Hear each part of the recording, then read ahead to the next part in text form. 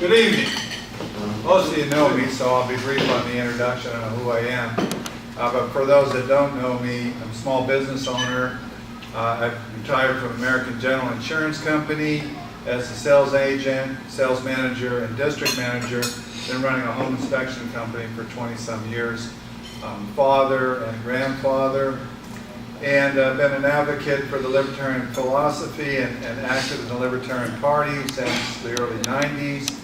And of course, run for Congress more times than I want to say, because some folks will say that, why do you keep doing that when you lose? But it's an education process, and that's one of the things that I actually can take some value out, that I'm educating people to the philosophy of liberty each election cycle. And with that in mind, I'm going to give you 1 minute to understand what the process is for the congressional races now in California being an open primary. And I'll explain just the way it's working in the 50th district. What we have in the 50th district, which encompasses areas from El Cajon all the way up to Fallbrook, kind of skips Highway that goes into Escondido, Vista, San Marcos, Ramona, and Alpine, and all parts east. So, but what we have in this particular race is 5 people that are running for office. Duncan Hunter, the incumbent, Terry Linnell is another Republican, David Secor as one of the Democrats, and then Connie Frank Kobiak as another Democrat. So the breakdown of the population in the district is such that a Libertarian has a chance to be number 2 in the primary, and the top 2 in the primary will go on to the general. So that's what I'm working hard for, is to finish up as number 2, and from there be able to go in and push the issues with Duncan Hunter in the general election. So with that, I'll turn it over to the next person and look forward to your questions.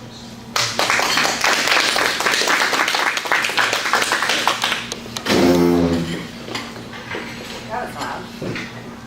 Hi, my name is Terry Linnell, and like most of the people here, I also support Ron Paul, and yes, I voted for him in the last election. I am a member of Campaign for Liberty. I started becoming their member, let me see, back in first week they opened up. Since then I joined the Tea Party. I've been an organizer there. Kind of more a unique type group, in that I wanted someplace for someone to look up everybody and all the different meetings throughout San Diego. So what I did was I organized all the meetings into one spot, and that's what my group, it's a San Diego Tea Party Patriots Central. And that way you can go to one place and look it up, because I had a lot of people ask me, where's this meeting, where's that meeting? And I'm sure that you guys know you're probably on lists of all kinds of different organizations, and it's nice to have a central one.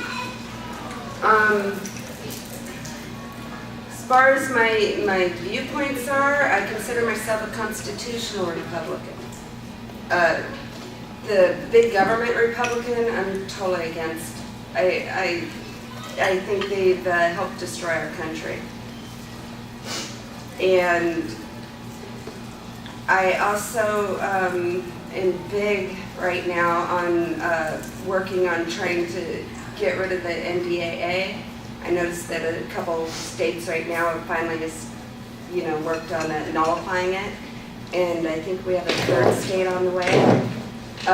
When the NDAA got signed up, I decided to formally become an oath keeper because I didn't like the way that was going at all. And then since then, we've had several things coming up that have taken away even more of our rights. I just posted something up on my Facebook the other day with the ID checks. They were doing the DUI ID checks up here in the highway. They did a great job. They got 0 drunks. Then they went and they did manage to get a couple people for ID for not having a valid driver's license. Problem we're having right now in the state is that you don't have to be an unsafe driver to lose your license. You can just not pass your smog.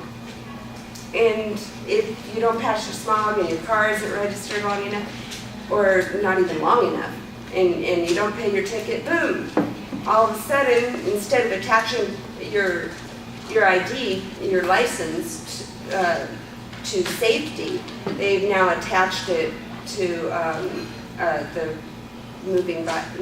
not moving violations, the fix-it tickets is what I'm trying to say. So I pursue the issues from my heart based on where my viewpoints are. Thank you.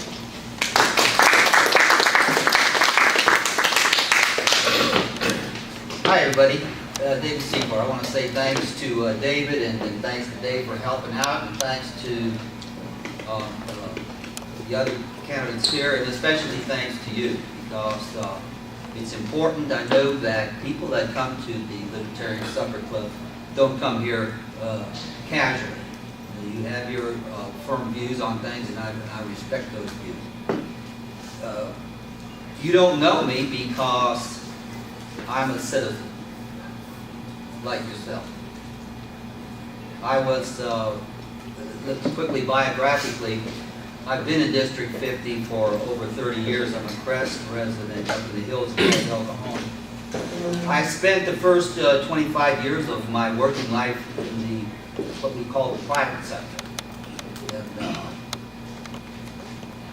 mostly in jobs that required jeans and work shoes, shirts and boots.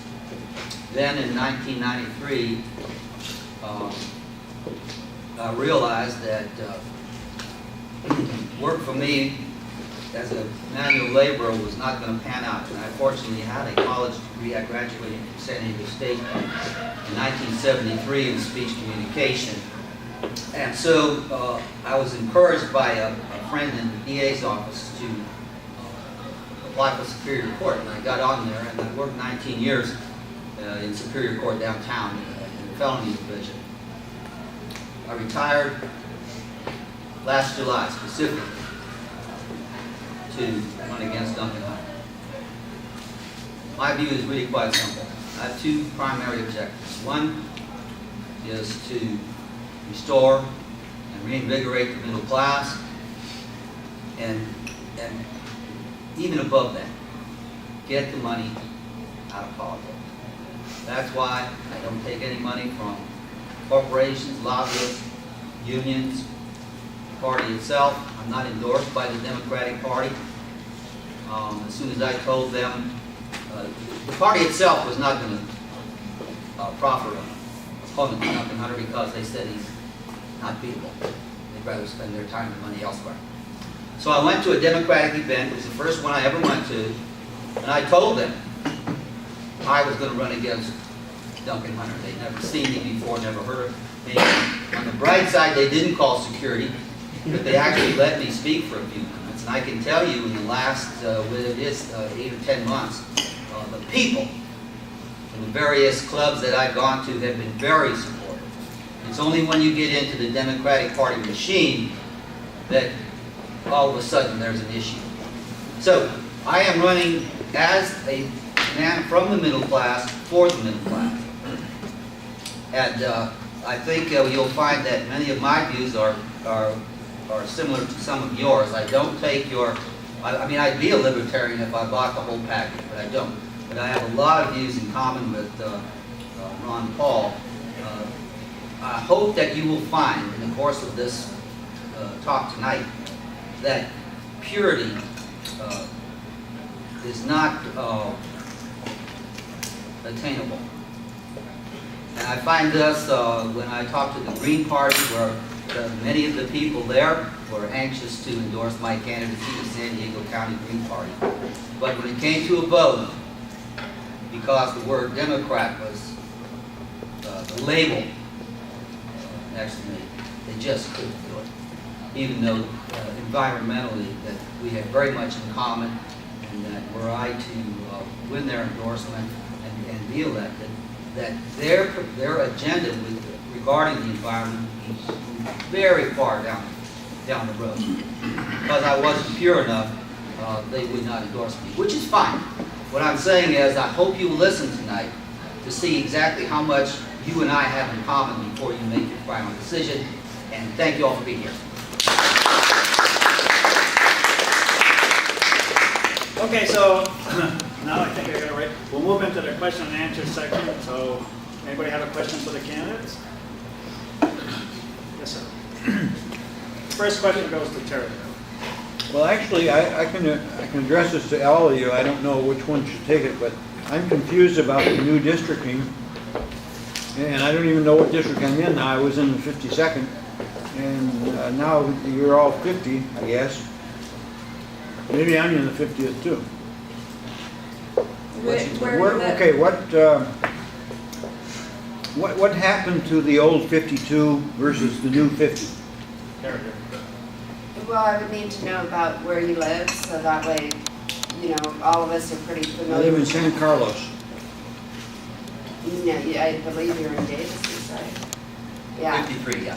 You're in Davis's, and there's only 2 people running in that district. I just looked up today. One Democrat, Susan Davis, and one Republican, Nick Popovich, who was the one who ran, the Republican who ran against Filner last election. Okay, thank you very much. Well, Nothing more to say about that. That's correct. And anybody that is in question about their whether or not with this redistricting, if they're still with the same congressman that they had before, you can go to the Registrar of Voters website, just type in your address, and it will tell you what voting district you'll be in. Okay, next question, please. What makes you think that you can beat Duncan Hunter, being that he is so well established with his family? Dave, you're first. I'm convinced that my narrative can beat his money.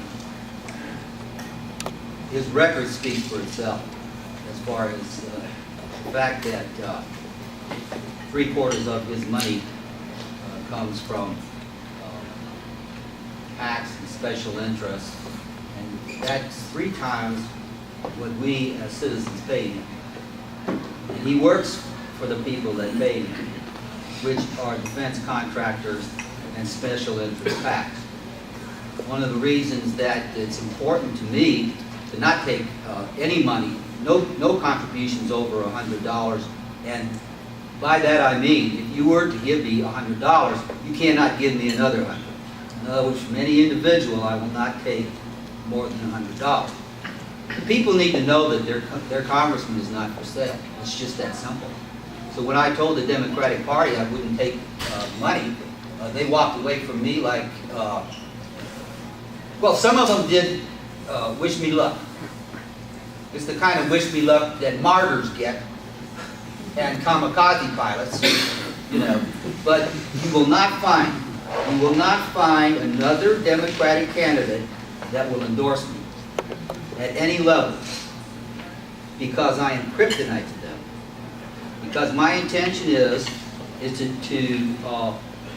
speak to the corruption wherever it is, Democrat or Republican. In fact, if you're familiar with the SOPA thing about the companies trying to take over the internet, people are familiar with that. Well, our 2 senators, Feinstein and Boxer, both of them supported SOPA. I think Feinstein might have been a co-sponsor. And our favorite liberal from Minnesota, Al Franken, supported SOPA. When you look at why, both Feinstein and Boxer got over $1 million each from those companies and broadcasters that wanted SOPA, including Fox News, by the way, Rupert Murdoch's group. And Franken did the same. He got over $700,000. And so these people are for sale. We need to have a person in Congress who's not for sale, and the people in District 50 know it.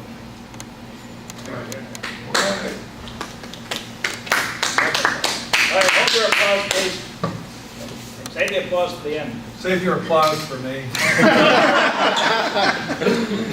Well, I run against Duncan Hunter when the odds were 1,000,000 to 1 against me winning, and maybe when there were 100,000 to 1 against me winning.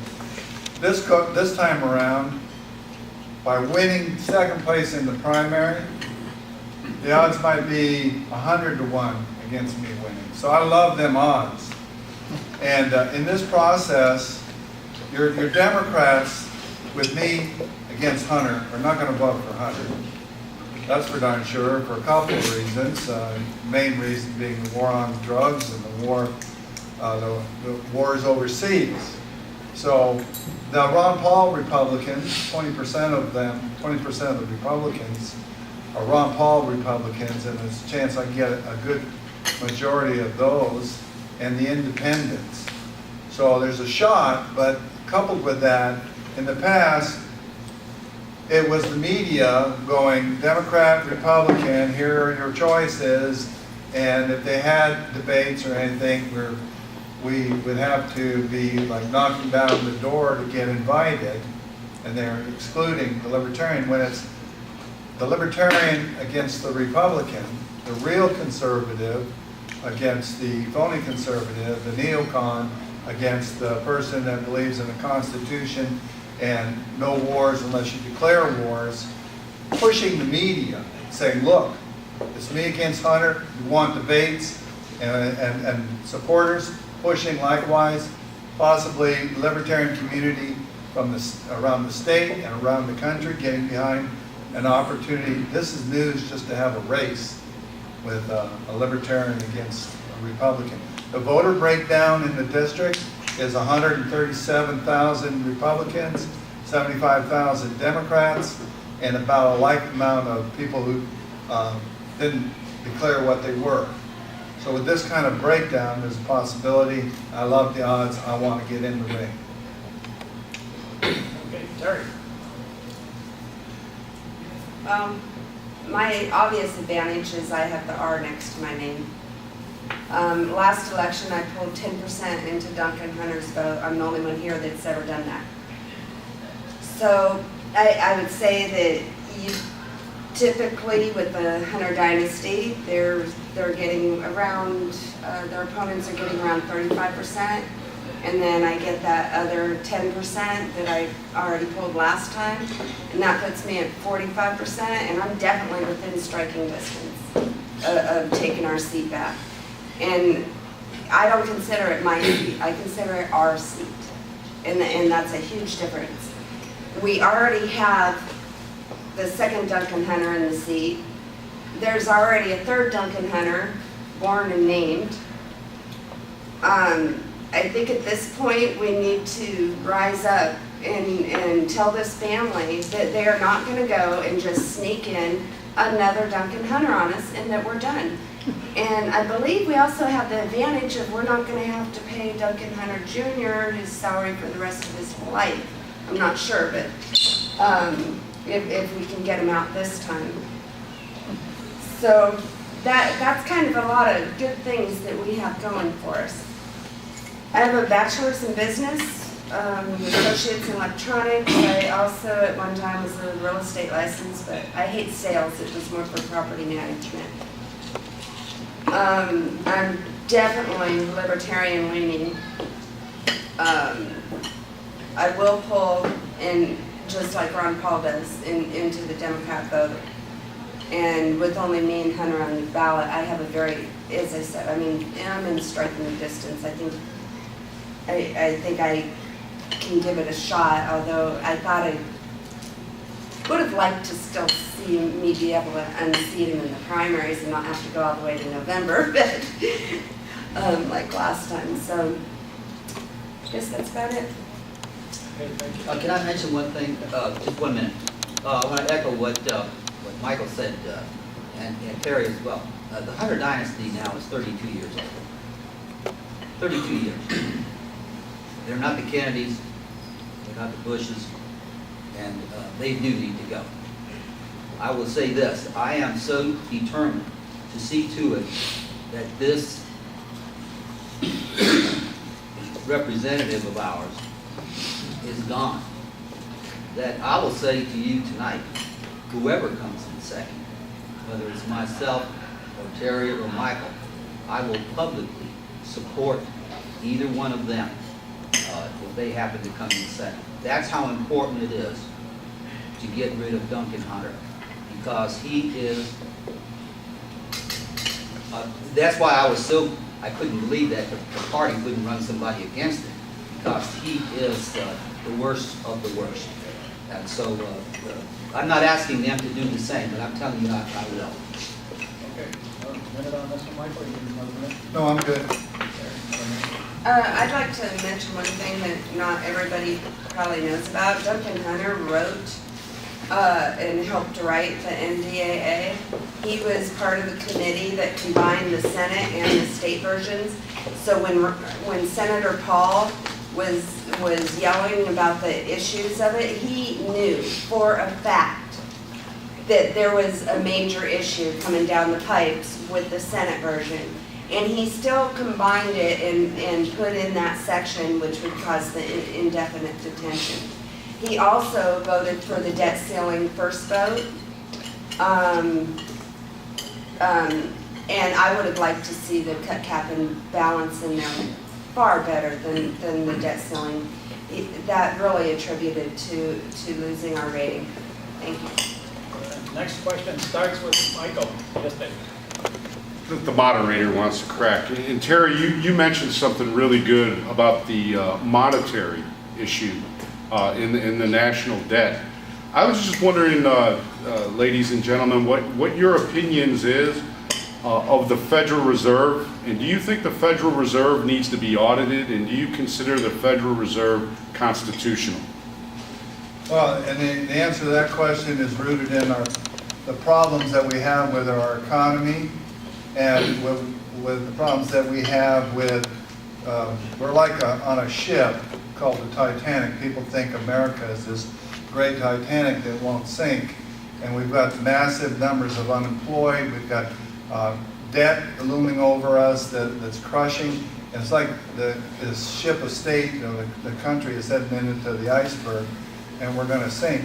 But it's based on a rotten system, and the rotten system is a fiat currency, money off the printing press, and we've had this system for 100 years. The system wasn't pure fiat or pure fraud. It was mixed with real money, gold and silver, silver certificates and whatnot. But over the last century, this printing press money, creating the inflation, robbing us as an additional tax, has been escalating and escalating and escalating, and this is the Titanic I referred to. The Federal Reserve Bank should not only be audited, but with means established to back out of a fiat currency and institute lawful legal tender laws that allow for us to use whatever we want to use for exchange of goods and services, to eventually the fraud that's known as the Federal Reserve Bank is done away with. And of course you can't cut it out overnight, because that monster didn't grow overnight. It grew within a system that had real money. But we're faced a dilemma coming down the pike here, where we might have a scenario where people, counting on the retirement checks, maybe they get $1,500 a month retirement checks, and that retirement check buys a couple weeks worth of groceries because of the inflation. The printing of the money is going to eventually reach the goods and services. It's hitting your gasoline now, and it's hitting the grocery store. So yeah, hope that answers your question.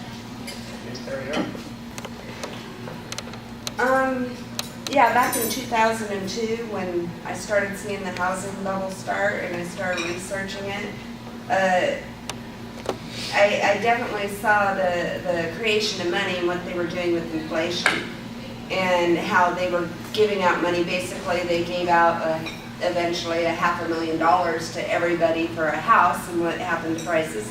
They rose to $500,000. You can't just create money out of thin air with the derivative markets and everything we're doing currently. A big portion of that came from, in 1999, the deregulation of banks with the Gramm-Leach-Bliley Act. It says in Section 8 of the Constitution that Congress has the sole duty to coin money and regulate the value thereof. And the reason why they need to do some form of regulation is to make sure that it stays stable. And instead, they deregulated it, let the banks loan out whatever they wanted, let them, they were no longer held to any standard. And we had a second roaring 20s. So my solution is to be either repeal the Graham-Leach-Wiley Act or reinstate the Glass-Steagall Act. At the same time, do a full audit of the Fed, not a partial audit. I want a full audit of the Fed. Then from there, because our financial systems are wrecked, and it's only going to get worse from here. From there, once we get the full audit, and basically the re-regulation is basically just a stop while we do the audit. Then we do the audit, then we roll up our sleeves and we work on finding out what the problem was, how to fix it, and designing a system that works. Thank you. Yeah, this is going to be something we'll be hearing all night long, I expect. Questions on finance, economy, rights, security. Regarding the Fed itself, there's no question that the Fed needs to be audited. Whether or not the Fed itself is constitutional, I don't want to get into the argument tonight because of time, and I am not a Fed expert. But I'll say this, it's supposed to have two primary jobs. One is to use interest rates to control the rate of inflation, and second, to address employment and unemployment issues. So what happened with the crash when they gave $16 trillion to interest-free loans to various banks and certain wealthy individuals around the world, who made that decision, I don't know. The banking industry, the globalization of the banking industry is such that it is a deep, dark hole that we do need to start looking into, but we're not going to like what we find. Ladies and gentlemen, I can tell you this. The swaps market, which got us in trouble with housing, bundling these worthless instruments, and then on top of that having Moody's rate the instruments AAA when they were garbage. My retirement lost $300 a month because my association lost $2 billion because they bought these AAA instruments, which were supposed to be, as good as gold. All right, so they lost $2 billion. But the point is this: yes, the Fed needs to be audited. We need to know what's going on. But the worldwide swaps market today, which is these instruments that the banks trade amongst themselves around the world, is $800 trillion. So when you talk about the bailout that happened and all that, you're not talking even real money. This is serious. So we have a very difficult challenge ahead economically, but I'll tell you one thing, we're going to have to start because it's not just the U.S., it's the world that's going to be in real trouble very soon. Next question. What about a minute on Oh, a minute? Okay, go ahead. response on that?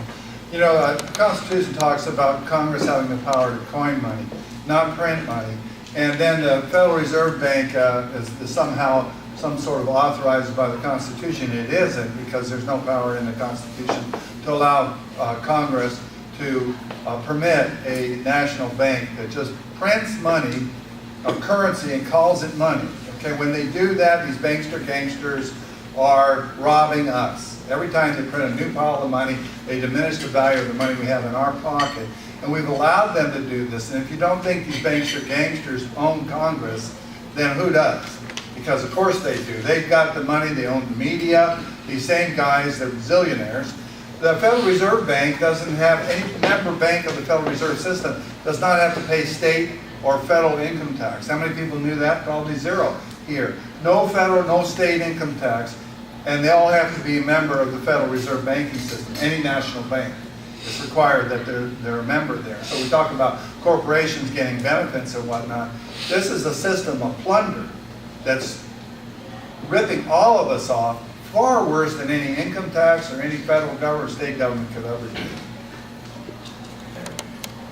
I am not disagreeing with Mike on that point at all.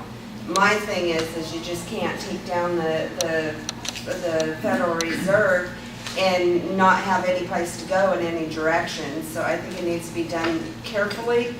I had read through Ron Paul's stuff, and he says there's different systems that he likes, and I believe it's one in particular. But he even says, let's do an audit, let's do an audit. He's not throwing out a solution. He's saying, let's do an audit because that's the first step. And that's a step I agree with him 100% on. Thank you. Just to say that what's going to happen, we've been focusing too much on small ball because this is a global issue. In fact, the large banks and the people that trade these, the swaps market and whatnot, they're running the world. They're running the world, whether you like it or not. Globalization is just not just a matter of trade. It's who's got the money. And of course, the central banks do print it. But you need to understand this too. The reason that the Eurozone is going to crash is because the central bank in America can, when it needs to, print money to save us. Greece, because they're part of the Euro system, cannot print money. So they have no option but complete austerity. Now, you see what's happening in the streets of Greece with complete austerity. It'll happen here too if all we do is cut. It's an important to be able to make the adjustments necessary in your own country, and whether it's Greece, Italy, Spain, Portugal, or Ireland, the Eurozone can't hold up because these countries cannot print the money, and the people will not stand for the austerity that's in place. You saw the guy who committed suicide in Greece. Okay, we gotta move on. Next question starts with Terry. Yes, sir. The way it is now, a lot of our tax money goes to DC and then Congress turns around and gives it back to the states. What do you think about cutting federal taxes and then cutting the same amount of state subsidies?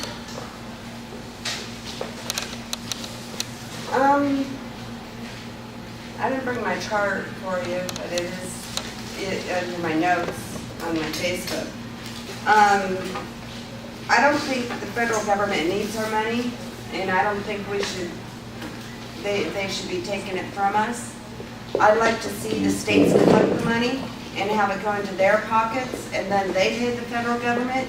That puts the balance of powers from the framework of the Constitution back into play. Right now, when the states threaten to secede from the Union, what does that mean?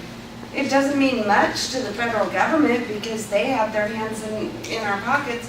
It's not like the states could before, they started doing the direct tax. The states were able to say, hey, I'm not going to pay you if you don't represent me as a state or my people well. And that went away. And it went away with the direct taxes. And I'd like to see it go back, except I don't support the fair tax or the flat tax. Both of those are an increase of powers. I support to let the states choose how to collect the money to give to the federal government. The reason why I support the states to choose it is some states don't have a sales tax, and some states do. So to mandate to the states how they're going to collect the taxes to get the federal government money, I don't agree at all with.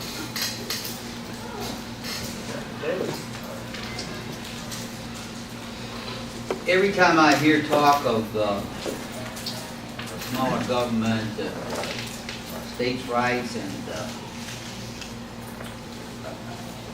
well, you can see it in both the Republican Party and the problem with big government or big business in the Tea Party, Libertarian Party, the Wall Street, with people, everybody knows something's wrong. And that's very much true. But if you remember, the small government and states having primary control was tried before the Constitution. It was called the Articles of Confederation. Remember that? Before we had the Constitution, we had the Articles of Confederation. And what they found out was, you can't run a government that way. That's what the Eurozone is finding out right now. You cannot put these things loosely together and make it work. It'll work for a period. If you read the preamble to the Constitution, it starts in order to find a more perfect union. More perfect. Because the Articles did not work. That's why we went to a Constitution. And a United States. Before the Civil War, they used to say the United States are. After the Civil War, they said the United States is. But the Civil War was another one. States' rights. That was the big argument, states' rights. The feds had too much power to tell us what to do. So what happened? You end up with a civil war, and then supposedly that's taken care of. But again, we work back to the same place. Every 100 years, 150 years, we have to do the same thing where we're going back to states' rights. It's not feasible. It won't work.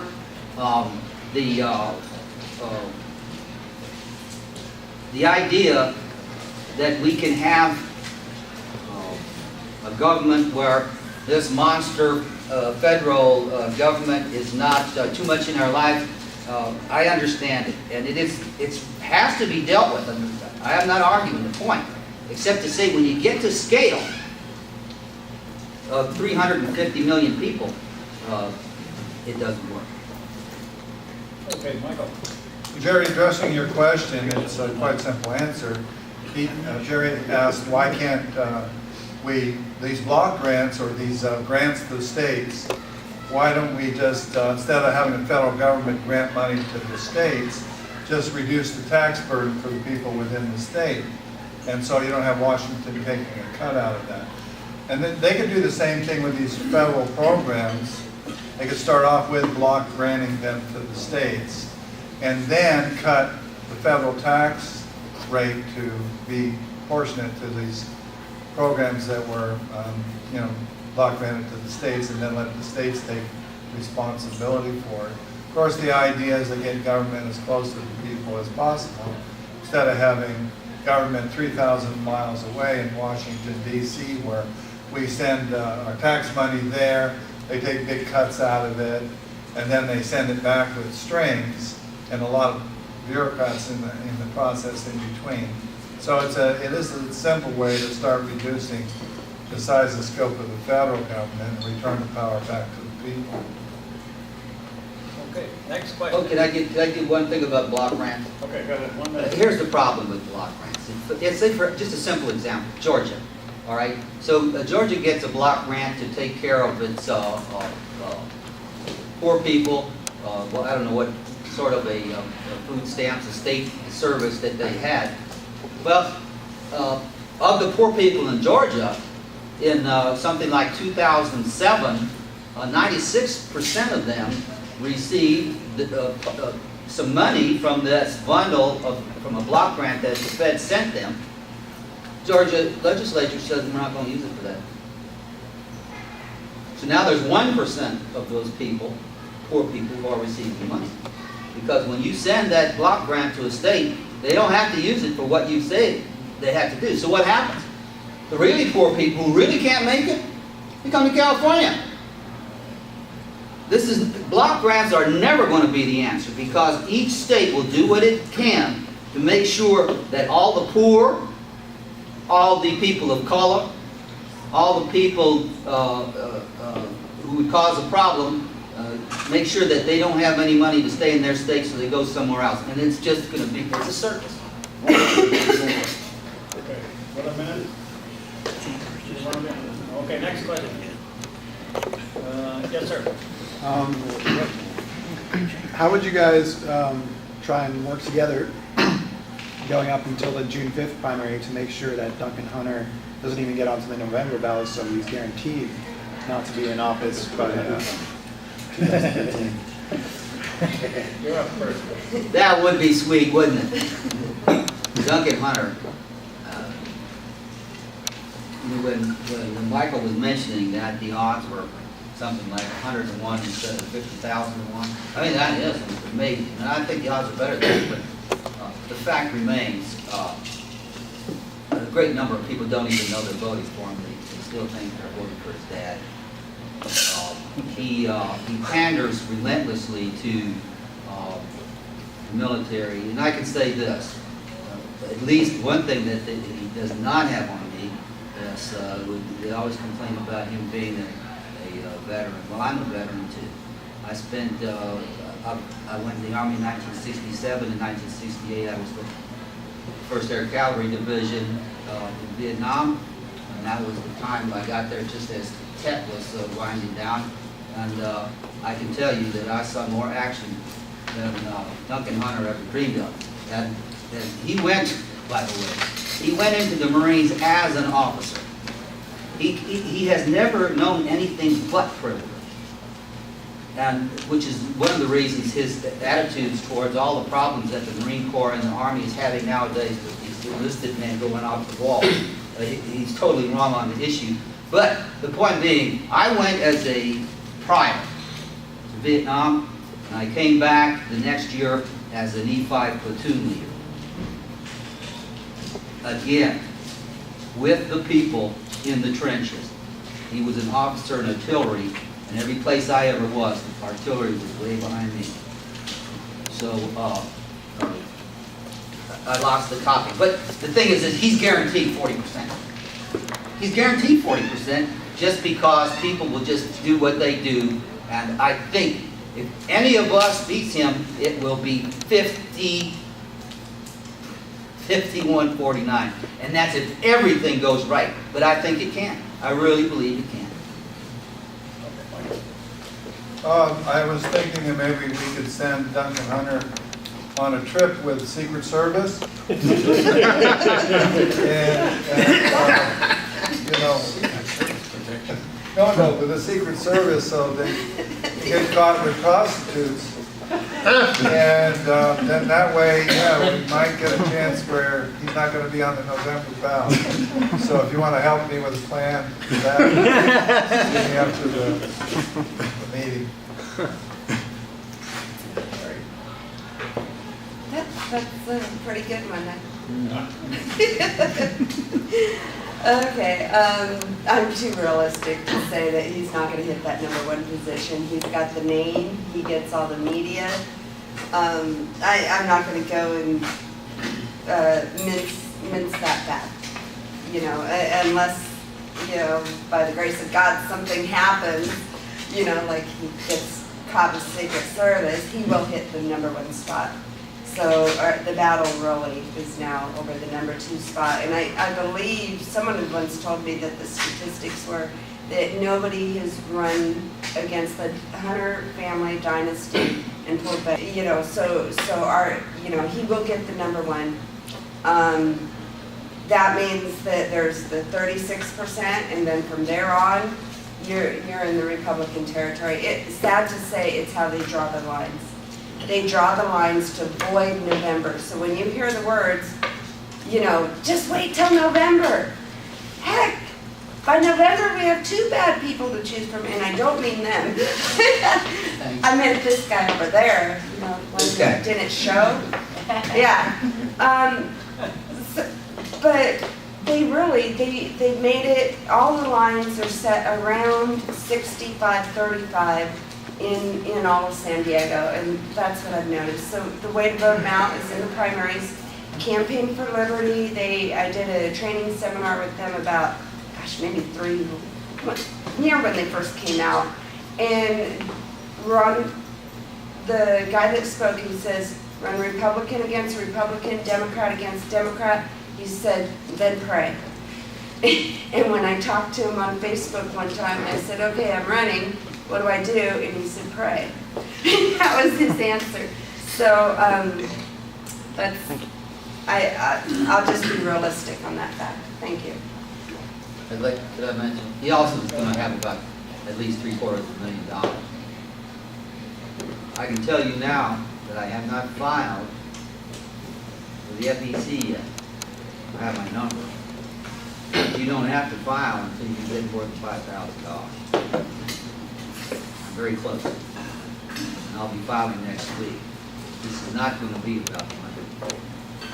There comes a time when this is the year that the people are going to realize that, that his money is not going to save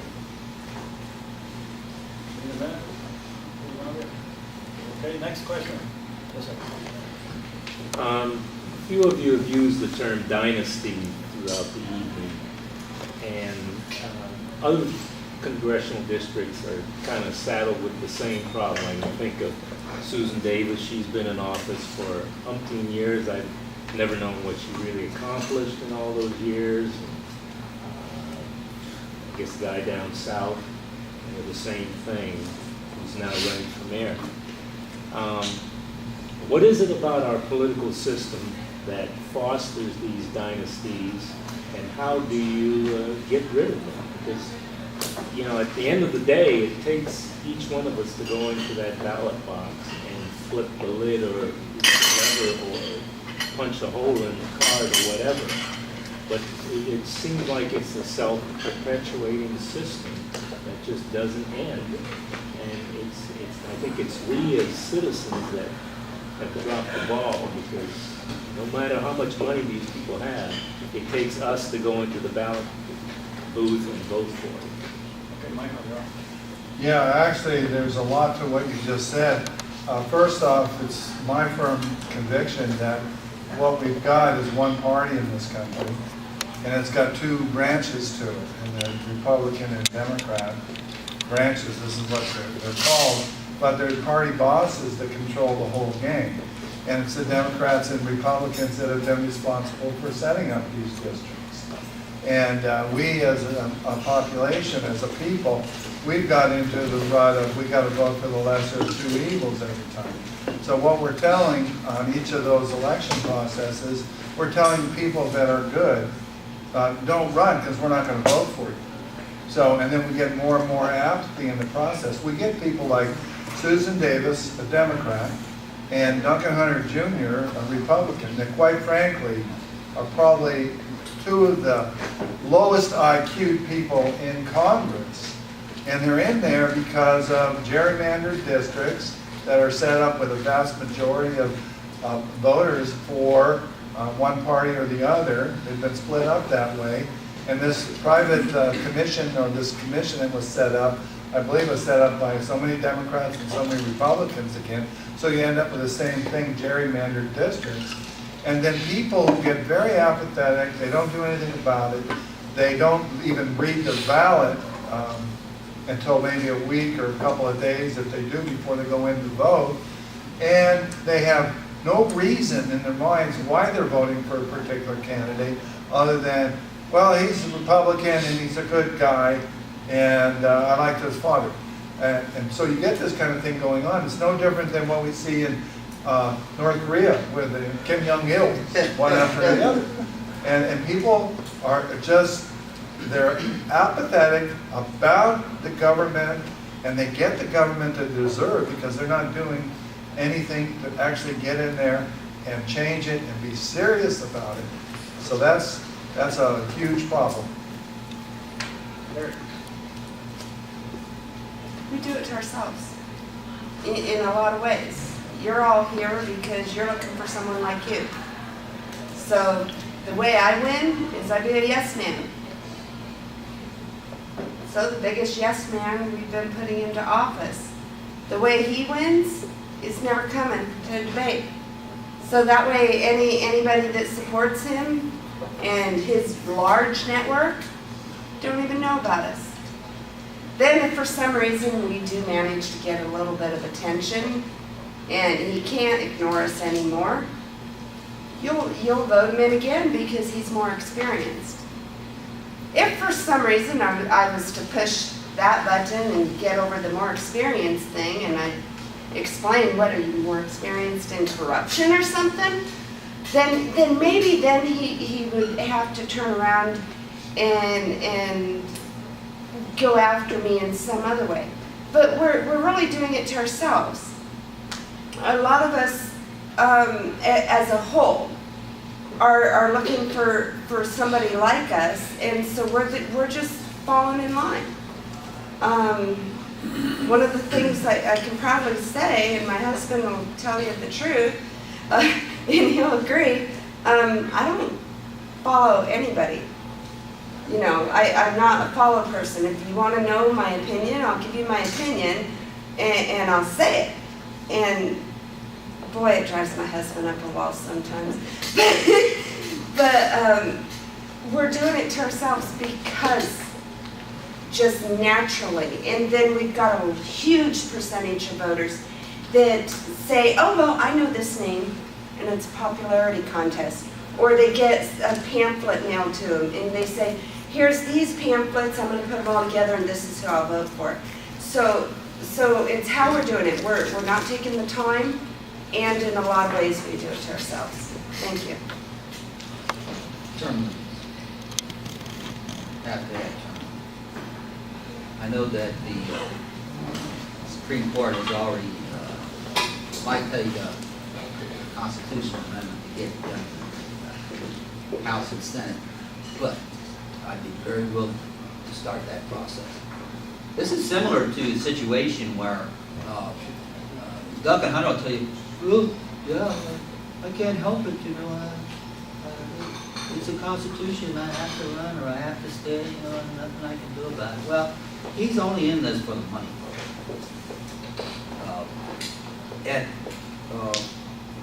I think that you could work out a system where, say, at the House level, if you were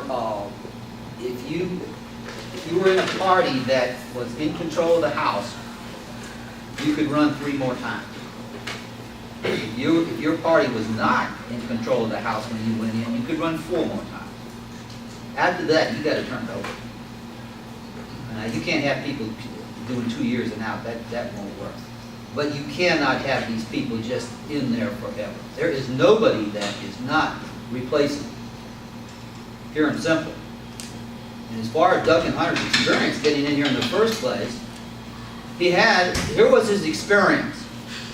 He and a buddy worked in college to put together some websites, you know, what 9th graders do now.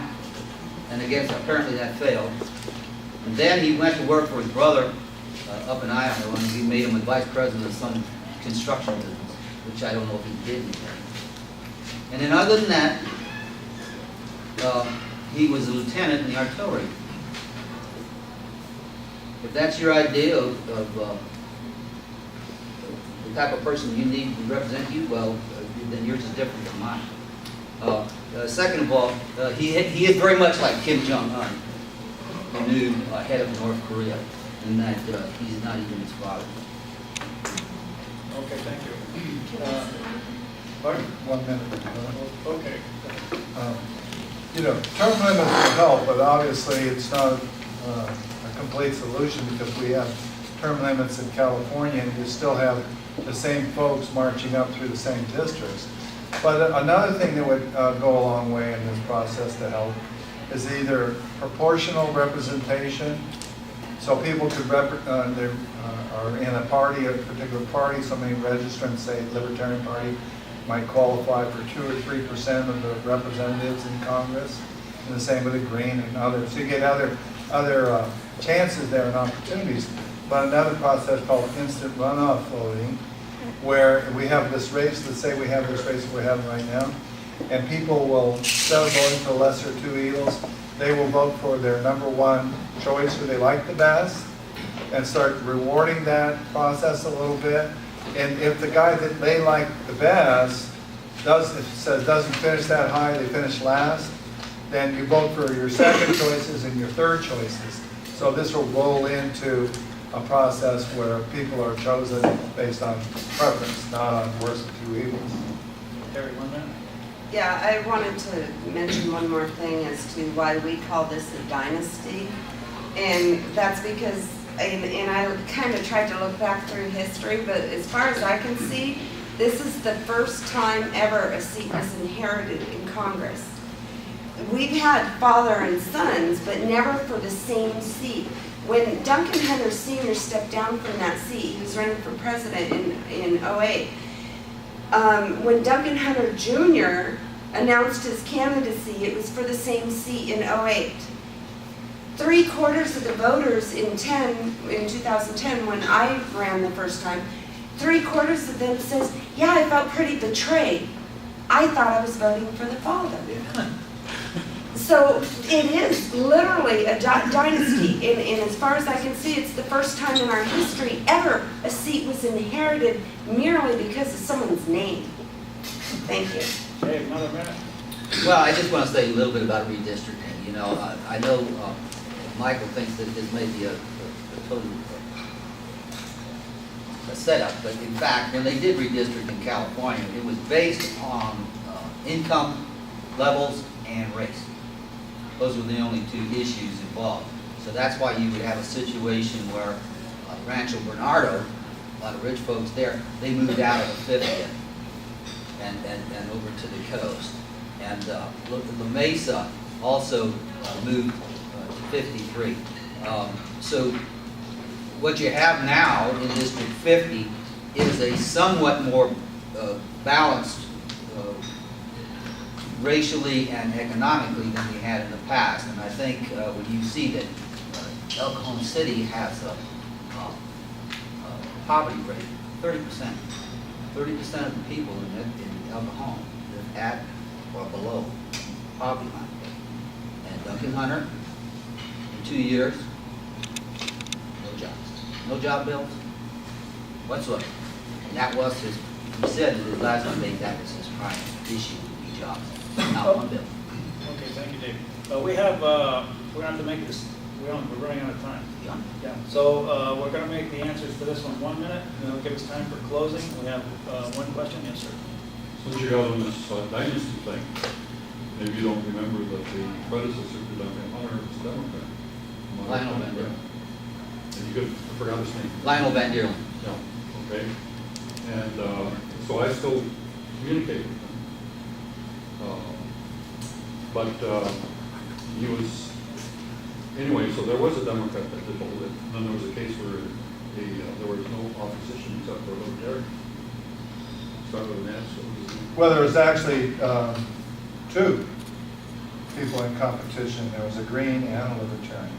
Is that what you're referring to? And he got 38% of the vote. Well, do you have a question? But yeah. We got to get there. So, I'll have to get my line of thought now. So to talk about a dynasty, I don't think it's just an aberration. It's just something that we shouldn't concentrate too much on, except for the fact that some people confuse the two. So I don't think there's real dynasty in this. Somebody just mentioned the demographics of Terry has changed somewhat. So I think they have more of a chance. And I ran a Democrat, moderate Democrats campaign up there, and did surprisingly well.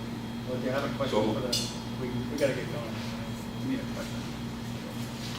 Well, I'm just trying to get them off this idea of the concept, you know. Well, all right, we'll The save that. value, so that it's not, Okay, they don't get we'll too stuck. save that for debate afterward if we don't mind. One question. Yes, sir. Okay. All right. So if Iran were to actually confirmed have developed and be in possession of a nuclear weapon, would any of you up here consider that a direct threat to the United States? Okay, actually, Terry, up first. 1 minute. I am big on the Second Amendment, but I wouldn't be okay with letting someone, a private citizen, develop a nuclear weapon. Why? Because they're very expensive to do. So basically, we'd only be giving a bunch of rich people nuclear weapons, and I just don't. I really don't like that idea. As far as, I think you should keep and bear arms. I think we should come as close as reasonably possible to having that Second Amendment fulfilled. I don't think we should have concealed carry weapon permits. It's never been ruled legal within the Supreme Court yet. In fact, the Heller versus DC case was very interesting, and in that they actually researched back to it. Okay, David. I'm personally opposed to individuals having nuclear weapons. I'll say this about guns, however. I hate to interrupt, but I actually said Iran. If Iran were to acquire Oh, if Iran- nuclear oh, weapons. Iran. I'm sorry, I was trying to go through the process and not interrupt you guys when you were speaking, but if Iran had acquired a nuclear weapon, would you consider that a direct threat to the United States? You say Iran, I say Iran, so yeah. Pardon. I thought you were No, I didn't think it'd be, Okay. David. Talk for Oh, if Iran had a nuclear weapon, they're going to have a nuclear weapon. I expect, but we need to do everything we possibly can, sanction-wise. What Ron Paul will tell you as well, the last thing you do is go to war. The very last thing. And as someone who was lied into the Vietnam War, I can tell you that I did not appreciate the fact of my friends being killed. Other 20-year-olds like myself, including the person that's left in the cot across from mine, and two other very good friends. We are, in fact, we're away from $9 gasoline right now.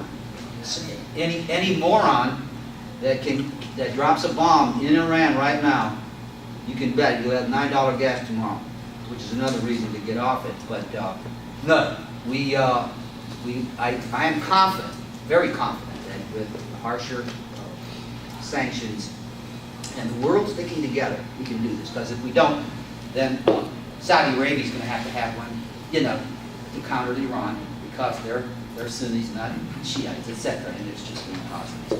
Okay. All right, we have to be brief. Michael. Yeah, real quickly, no, I don't consider that an imminent threat to the United States. It's dangerous. Nuclear weapons are dangerous. Pakistan has them, India has them. China certainly has them, and maybe back in 1945 we could have done something to make sure nobody had them. But now they're out there, so it's not reason to go to war again. The United States government is the biggest threat to the American people, and in destroying our economy, destroying the value of our dollars. So that's what we really have to be worried about, all being in a depression, worldwide depression here. So, no. Okay, Terry, you want to talk about rich Iran? Yeah. Oh, wait a minute. Why don't you get 1 minute? Okay, yeah, now that I understand the question correctly, I'm sorry about that. There's a thing going on within the Republican Party that a lot of people don't understand, and they say support Israel, but the whole full meaning is support your brothers and sisters in Israel. So the stance I support is actually the same as Ron Paul's. Until we're willing to declare war, and the people are ready to support their brothers and sisters in Israel, we will let Israel take the lead and decide what to do with Iran. I also agree with him that he's going to use special operations and covert operations to keep track of the situation. He will also work to talk his way out of it. And I agree with him there, and that's because I believe in respecting Israel as if they were my own brother and sister, and we don't ignore their wishes and just do as we please. And I really like Ron Paul's stance on that one. Okay, thank you so much. So we're going to move right into the closing because we're out of time. And David, you're up. I want to first off thank everybody for being here tonight. And I want to remind you that because you're libertarians, and I'm sure as pure libertarians, you're fine because you take the time to come here to this meeting. So you want to know, is there anything that I have in common with Ron Paul? Yes. Well, one is regarding the military. I'm absolutely behind cutting the defense budget, our having forces in 130 different countries, 600 different bases is ridiculous.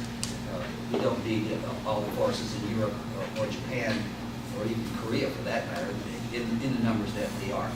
Second of all, yes, regarding individual liberties, the NDAA position of Duncan Hunter is a disgrace. He's done it time and time again, selling out our liberties to follow some strange agenda I'm not aware of, but it's very serious.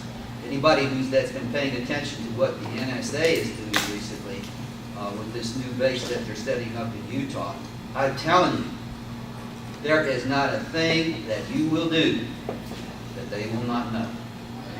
And we need to rein those people in. You're talking about surveillance.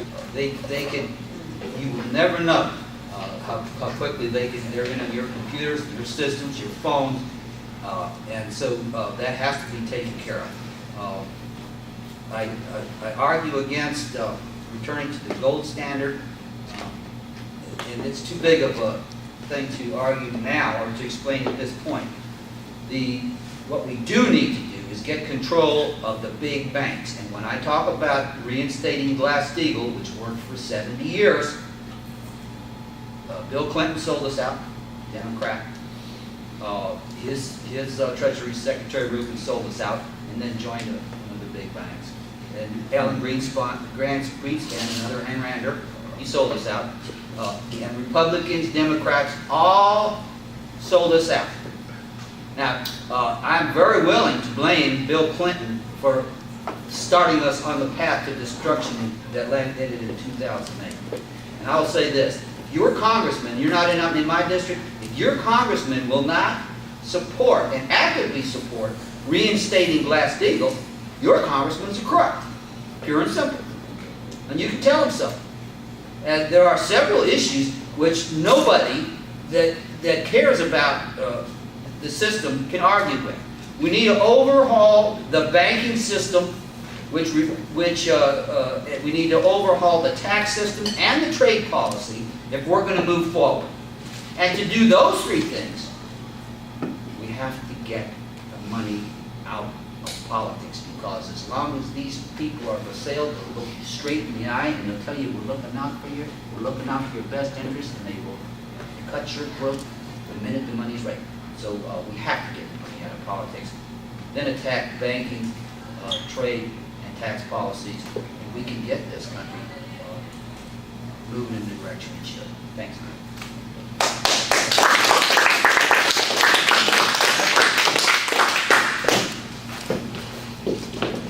Okay, I almost don't know where to start, so I better start with the Declaration of Independence and the Constitution of the United States of America. But it's not just the Constitution that's important. It's the underlying premise in the Declaration of Independence that we have certain rights. And these rights are unalienable or inalienable, however you want to phrase it. And that the Constitution is set up to fulfill the promise of the Declaration of Independence. What I get tired of in the political arena, and this is what we're always voting for, is people who say, we need to fix this, we need to fix that, we need to fix this, we need Glass-Steagall to fix the fraudulent money system, we can't have this, we can't have that.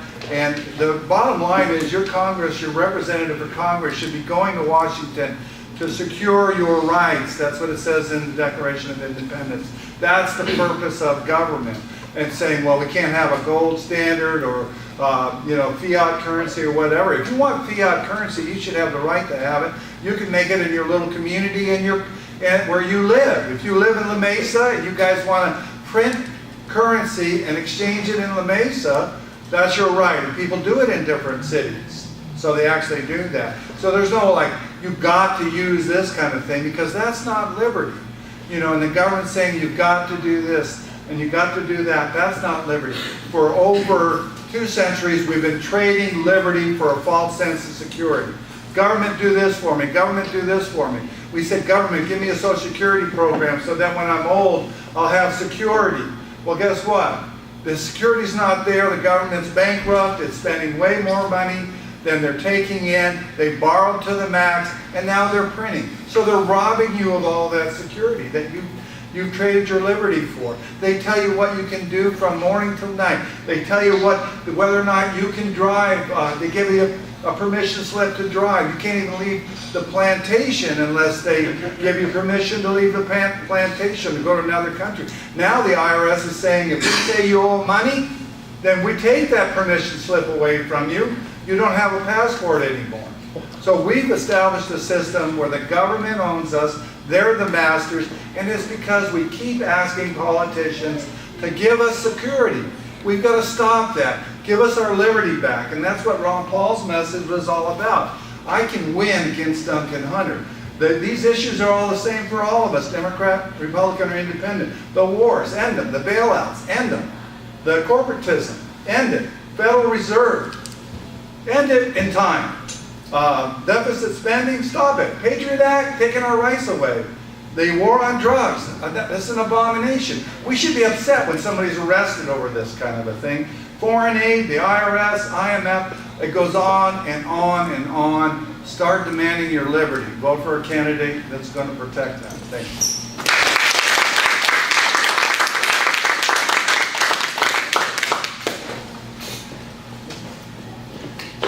Well,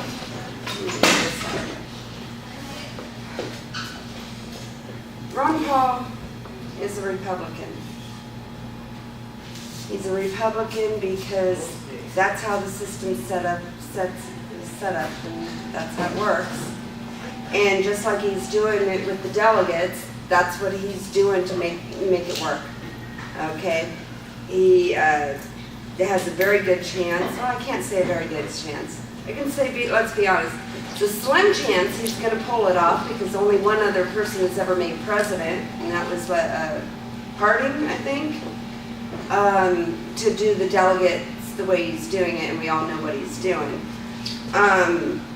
But he told me to run as a Republican. I have been running as a Republican. I am a Republican. I've either been a Republican or an independent. I understand the issues. What I think we should do is work to take one seat back and keep taking a seat back and keep taking a seat back. And what I promise right now is I'm only going to take, I have a nonprofit I want to give to for a third of the money, because honestly I'm not doing this for money. You know, one of the founding fathers, or actually it was the guy in the first Congress, he said it well. He says, you know, sometimes you just need to stand up and you want the fight to happen now because you don't want to leave it to your children. And that's why I'm running. I'm not going to be, once I win, I'm not going more than 6 years. This isn't something I want to make a career out of. I'm not running because of money. I'm running because I want to make something more for my children and for your children, and I want to get that seat back. And right now, that's the most important part. Because if we don't get those seats back, one seat at a time, Ron Paul's going to have to go up against that Congress. And we need to get as many seats taken this election. I work with people from all over the country. And I'm helping a guy in North Carolina right now, and then another one in Texas. And I'm telling them, hey, you know, here's some techniques, some marketing techniques that might help you. So we talk back and forth. So they're trying to get those seats back. But we need to just keep doing it. We need to flip the House. I believe that was also talked about. And get all these seats back. That way, if and when Ron Paul wins, we can get some of this stuff actually done. And he's not going to just have to sit there and veto everything. Thank you. Okay. Thank you so much. Another applause for these great candidates.